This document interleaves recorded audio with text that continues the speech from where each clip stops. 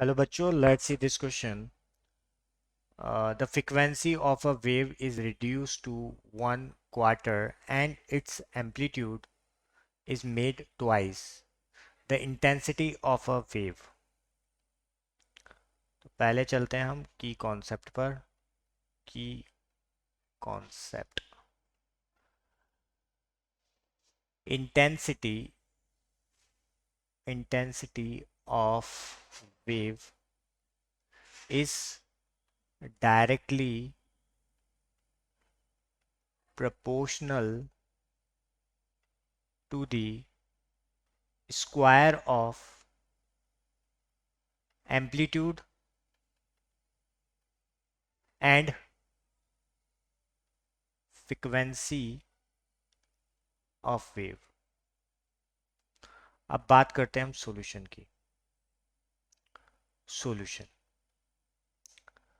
तो देखो बच्चों, यहाँ पर हमें गिवन क्या क्या है कि हमें दे रखा है कि जो फ्रिक्वेंसी है वो क्वार्टर रह गई है, 1/4. मतलब मान लो कि जो फ्रिक्वेंसी पहले एफ थी, अब यही फ्रिक्वेंसी अब कितनी रह गई है, f/4 रह गई है.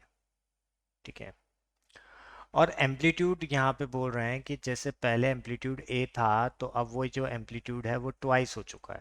ठीक है, तो A2 हो गया. ठीक है.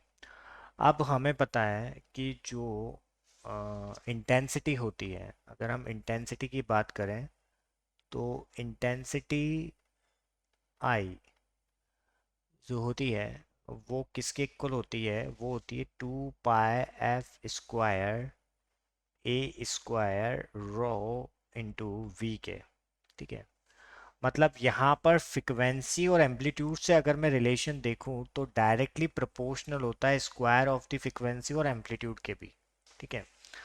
तो इससे मैं क्या लिख सकता हूँ, I1/I2 किसके इक्वल लिख सकता हूँ, F1/F2 के मल्टीप्लाई A1/A2 के, और दोनों के ऊपर क्या कर दूंगा मैं, स्क्वायर लगा दूंगा. ठीक है. तो पहले मान लो जो इंटेंसिटी था वो आई थी, और बाद की हमें फाइंड आउट करनी है. ठीक है. तो ये तो हो गया आई, और I2 मुझे फाइंड आउट करना है. F1 मेरा F हो गया और F2 मेरा F/4 हो गया. ठीक है. ये सारी वैल्यूज़ को मैं यहाँ पर क्या कर रहा हूँ, पुट कर रहा हूँ. ठीक है. ए से ए कैंसिल, एफ से एफ.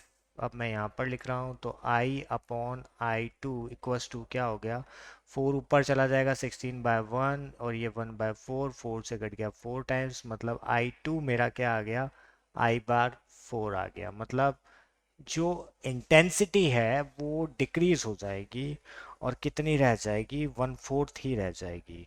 तो यहाँ पर जो इंटेंसिटी होगी वो 1/4 रह जाएगी. तो कितनी 1/4 रह जाएगी, जैसे पहले थी, decrease by the factor of 4. तो यहाँ पर एक्चुअल में आएगा 1/4, तो 1/4 ये क्या हो जाएगी, डिक्रीज हो जाएगी. तो ऑप्शन बी यहाँ पर हमारा करेक्ट ऑप्शन होगा. I hope you will understood it well. Best of luck.